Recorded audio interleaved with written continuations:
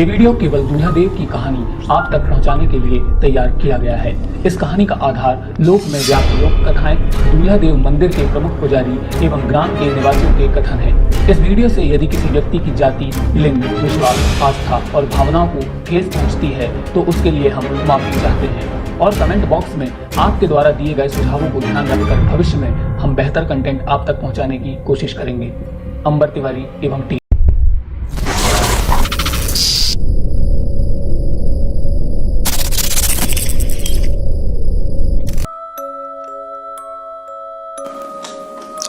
स्वागत है आप सभी का हमारे YouTube channel Satpura untold tales में।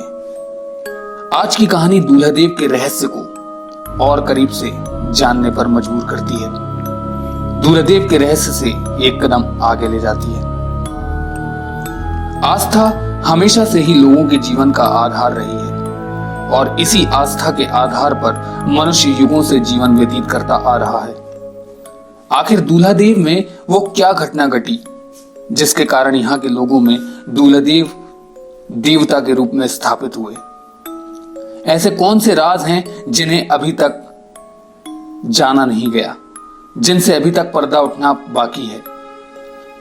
रहस्य अभी भी उतना ही जटिल है और श्री धीरेन्द्र शाह नर्रे भी हमारी इस खोज में एक नया स्वरूप दे रहे हैं। तो वीडियो पूरा देखने पर ही आप इस मिथ को समझ पाएंगे। तो जुड़े रहें हमारे साथ इस खोज पर।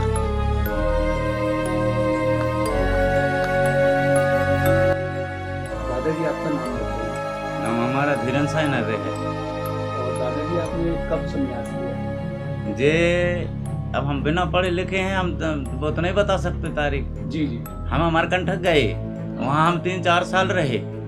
वहाँ पर हमने जो सोनमुड़ा में जो सोनभद्र नदी जो माना जाता है स्थान जी, तो सोन और भद्र के जो संगम है जी, वहाँ पर हमने एक स्थान बनाए। वहाँ पर स्वामी बालकृष्ण नांगा जी थे। तो हम लोग वहाँ माई बगिया में रहे करे। हमको कुछ मतलब ऐसे परेशानी रहे तो मैं वहाँ पर गया था, तो मेरे को परेशानी हल हो गई थी। तो मैं वहाँ पर गया तो वहाँ के महाराज जी जो पुजारी हैं ना जी, तो उनका नाम गणेश प्रसाद प्रधान पाठक, माई बगिया, जिला शहडोल जी, उनका पता है। हाँ, अच्छा, तो उनके पास मेरा भोजन पानी का मतलब इंतजाम रहे। वहाँ गया तो बाबा जी ने बोले कि आप लोग मेहनती देखते हो, आप लोग काम करो। तो मैं वो कुंड की खुदाई किया और एक व्यक्ति और रहे तो ऐसे 2 मिलकर हम कांवर से पत्थर ला कर उसको कच्चा पाट दिए थे पहले। अच्छा, हाँ, कच्चा पाट दिए। इसके बाद मेरा तबीयत खराब हो गया तो मैं फिर वहाँ से फिर मैं रहा कुछ दिन। फिर मैं उनने मेरा इलाज करवाया महाराज जी ने। जी, तो जो गुरु प्रसाद लेते हैं जी, तो हमारा गुरु नहीं था, जी, तो हमको प्रसाद में वो गुरु प्रसाद हमको नहीं देते थे। जी, तो तब हमने उनके कहे कि भाई हमको गुरु प्रसाद लेने का मतलब क्या होगा। जी, तो उनने हमारा नाम पूछा, हम्म, हमारा नाम पूछा, मेरे पिताजी का नाम पूछा, जी, हमारे राजा का नाम पूछा और प्रजा का नाम पूछा, मतलब और ऊंचे नाम पूछा। जी, तो मैंने सबका नाम बताते गया। जी, बोले नहीं, बोले पंडितों से कान नहीं फुकाना है। जी, ऐसे उनने खुद ही बोल दिए महाराज जी ने। जी, तो मैंने कहा गुरु जी आप ही बताओ कौन हमारा कान फूकेगा। भाई हम कम से नहीं गुरु प्रसाद के अधिकारी तो बने। जी, हाँ, तो फिर हमारे कान उनने गुरु जी से फुकवाए। जी। गुरुजी मतलब? हाँ, हमारे गुरु जी तमिलनाडु के हैं। दादाजी ने अपनी कहानी में एक ऐतिहासिक पक्ष उजागर कर दिया। कहानी अब राजा, युद्ध, लूट और हत्या के षड्यंत्र के इर्द गिर्द घूमने लगी। हम सभी रानी पद्मावती के जौहर की गाथाएं अपने बुजुर्गों से सुनते आए हैं। अलाउद्दीन ने जब चित्तौड़ पर कब्जा करने के उपरांत किले में प्रवेश किया तब रानी पद्मावती और कई सहस्त्र स्त्रियां ज्वाला के धधकते कुंड पर कूद पड़ी और अपने पवित्रता की रक्षा की। लेकिन आज तक हम अनभिज्ञ थे कि मातृशक्ति की वीरता की ये गाथा हमारे गांव में भी गुंजायमान है। कोकनदाई यानी कोकन माता की स्वयं अग्नि समाधि लेने की ये कथा हमें दूल्हादेव की खोज से पता चली।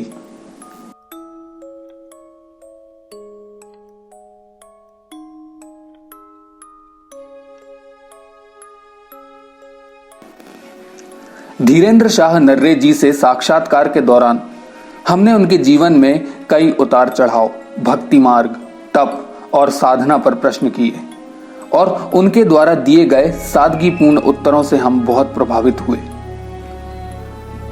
अब हमने उनसे अपनी जिज्ञासा बताई और उत्तर मांगा। उनके द्वारा दिए गए उत्तर से हम विस्मय से भर गए। तो ये हमारे भाषा के हिसाब से ये दिनुपे से आई है, बारात पूर्व के ओर से आई है और यहाँ पर 12 बजे दिन के कुछ बाजा वाले पीछे रह गए अंग पीछे चलने में। तो यहाँ कुछ बारात पानी जल ग्रहण कर रहे और जल ग्रहण करने के पश्चात पे कोई अन्य दूसरा कोई राजा रहा तो उसने इनका मतलब चढ़ाई करके कैसा लड़ाई करके रूप में मतलब उनका कत्ल कर दिया। तो ये खत्म हो गया। दूल्हा यहाँ से भग गया तो वो बरिया का झाड़ है रोड के किनारे में। तो वो झाड़ के नीचे में दादा की मूर्ति स्थापित हो गई वहाँ, मतलब वहाँ पर उनको पाया गया।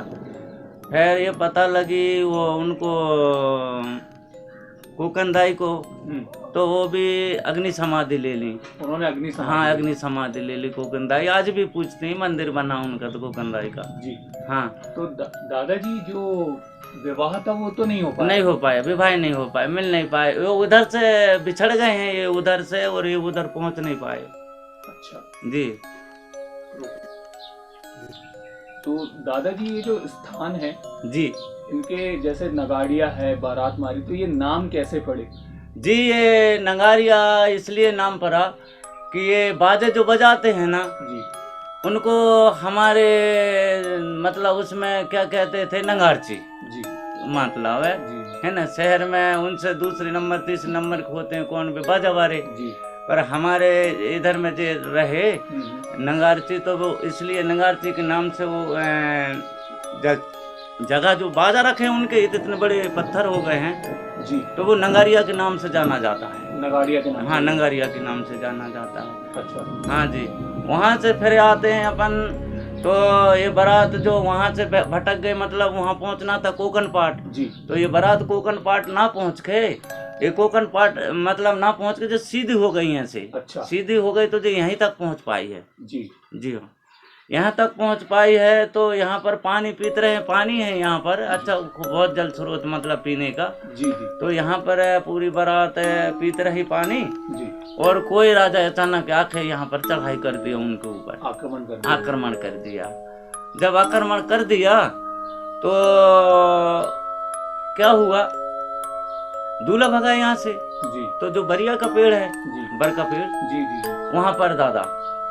अच्छा, वहाँ जो है वो दूल्हा देव की हत्या वहाँ पे हुई। हाँ, वो स्थान जो है वो, हाँ, दूल्हा देव नाम से मतलब दादा का नाम।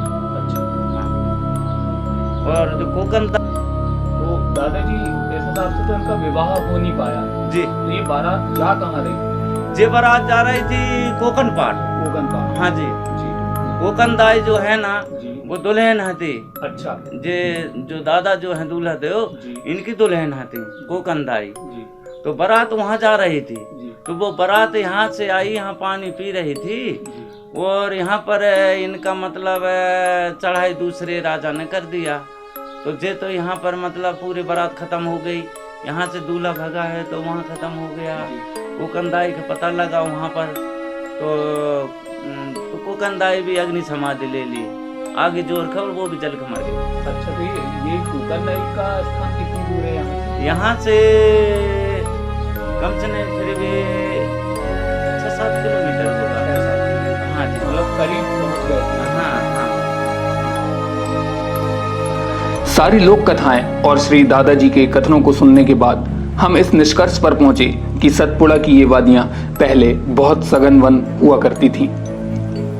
आज से 500 साल पहले पूर्व दिशा में यादव कुल के प्रतिष्ठित व्यक्तियों का एक समूह बारात लेकर तत्कालीन कोकन पिपरिया पहुंच रहा था, पर रास्ते में सघन वनों के कारण वे अपना मार्ग भटक कर बारात मारी के समीप आ पहुंचे, जहां तथाकथित डाकू या लुटेरों ने उन पर हमला किया और सैकड़ों व्यक्तियों, महिलाओं और बारातियों की निर्मम हत्या कर दी। दूल्हादेव युद्ध करते हुए 2 किलोमीटर की दूरी तक पहुंच गए, जहां एक विशाल बड़ के वृक्ष के नीचे उनकी भी हत्या कर दी गई। डाकू अब दुल्हन के गांव कोकन पिपरिया में लूट के इरादे से बढ़े। इस पूरी घटनाक्रम की खबर दुल्हन तक पहुंची। अपने दूल्हे की हत्या से आहत अपनी पवित्रता की रक्षा के लिए दुल्हन ने कोकन पाट नामक स्थान पर अग्निकुंड में आत्मदाह या जौहर कर लिया। बाद में वहां एक विशाल दुर्गा मंदिर बनाया गया।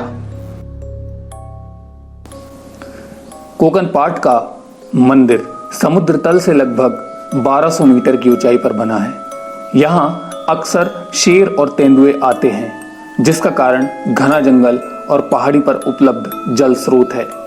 कोकन पाट में स्थित जल स्रोत का होना अपने आप में एक आश्चर्य की बात है। लोग इस कुंड के पानी को पवित्र मानते हैं। The untold story of Dulhadev के इस पार्ट में इतना ही। ऐसे और अधिक वीडियो देखने के लिए सब्सक्राइब करें हमारा चैनल सतपुड़ा अनटोल्ड टेल्स को। मिलते हैं नई कहानी के साथ अपने अगले वीडियो में।